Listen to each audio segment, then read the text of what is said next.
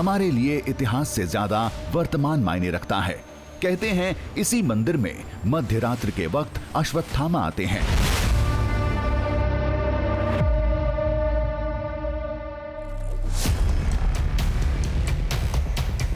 अंदर जाकर देखना जरूरी था। खंडहर में सांप और जहरीले कीड़े हो सकते हैं।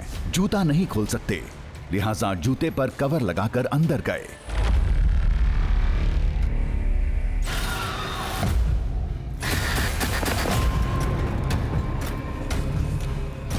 इस मंदिर में प्रवेश कर पाने का एकमात्र रास्ता अभी यही है। वो भी बिल्कुल खड़े होकर नहीं जा सकते, बैठकर इस मंदिर में प्रवेश करना पड़ता है।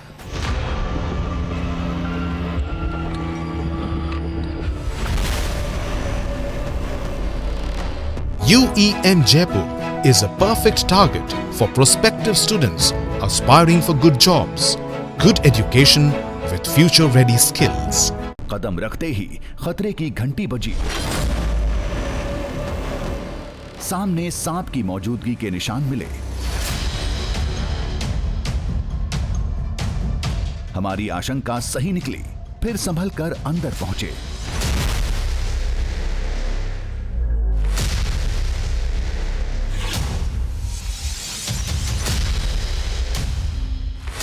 अंदर ना कोई मूर्ति थी, ना कोई शिवलिंग, बस एक छोटा गर्भगृह था।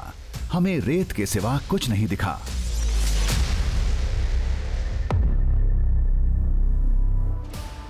जैसे किसी भी मंदिर में ये माना जाता है कि उसके गर्भगृह के बीच में मूर्ति होती है या फिर शिवलिंग होता है, वैसे ही इस मंदिर के लिए भी ये माना जाता है कि शिवलिंग मंदिर के ठीक बीचों बीच इसी किसी जगह पर है।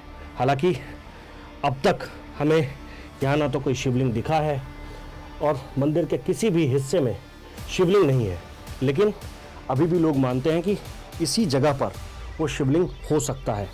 हालांकि हमने कोशिश ज़रूर की है और अभी भी हम ये देखने ये जानने की कोशिश कर रहे हैं कि क्या वाकई में रेत में दबा हुआ शिवलिंग इस मंदिर के बीच में है। रेत में कोई शिवलिंग नहीं मिला, कोई मूर्ति भी नहीं थी। फिर कोई यहाँ पूजा करने क्यों आएगा? अश्वत्थामा के यहाँ आने का क्या सबब होगा?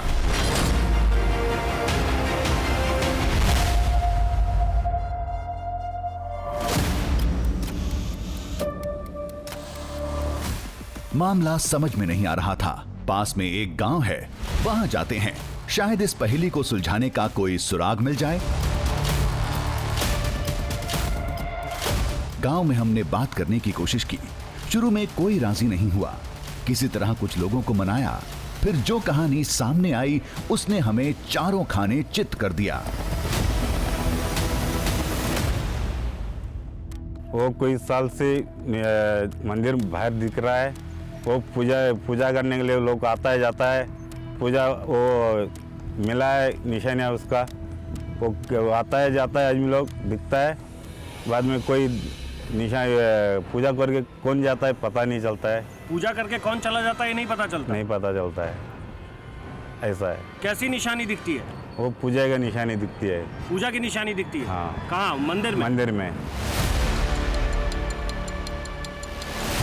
दावे के मुताबिक आधी रात मंदिर के आसपास हलचल होती है। अंदर किसी के मौजूद होने का एहसास होता है। फिर सुबह गर्भगृह के बिल्कुल बीच में, जहां रेत के नीचे शिवलिंग दबे होने की संभावना जताई जाती है, वहां जल या कभी कभी फूल मिलता है। मंदिर में वो पूजा होता है, उसका जल चढ़ता है। कभी कौन आता है पता ही नहीं है। सुबह सुबह खुद हम जाके देखा है उसको भी, कौन आदमी पता नहीं चलता है। वो देखने के लिए कोशिश करता है, हम लोग नहीं मिलता है वो। अश्वत्थामा ही क्यों, वो तो कोई भी हो सकता है। कोई आम गांव वाला या फिर पास के इलाके का कोई शख्स। तो लोगों ने इस तर्क को सिरे से खारिज कर दिया। वहां आधी रात कोई इंसान पूजा करने नहीं जाता। यहाँ तो पूजा करने के लिए कोई कोई आता है, सुबह टाइम में आकर पूजा करके जाता है। वो कोई को पता कि भाई हमें तो अश्वत्थामा आता है बोल कर हम लोग गाँव में लोग समझते हैं। ये अश्वत्थामा आको पूजा करता है। वो अश्वत्थामा है, इतने पक्के से कैसे कहा जा सकता है? तो जवाब मिला, महाभारत के समय में इस इलाके से अश्वत्थामा का गहरा नाता था।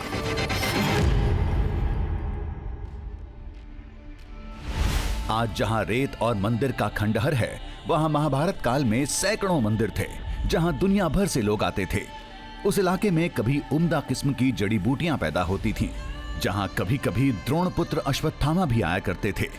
शिवधाम मंदिर में अपने आराध्य की पूजा करके कुछ दुर्लभ प्रजाति की जड़ी बूटियों को लेकर वापस चले जाते।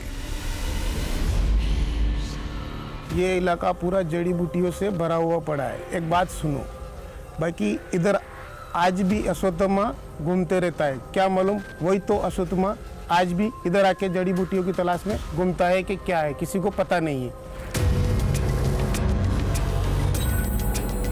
तो क्या अश्वत्थामा आज भी किसी जड़ी बूटी के लिए भटक रहे हैं, अपने माथे के घाव के लिए इलाज तलाश रहे हैं, जैसा मध्य प्रदेश के एक वैद्य ने दावा किया था, जैसा पृथ्वीराज रासो में लिखा है?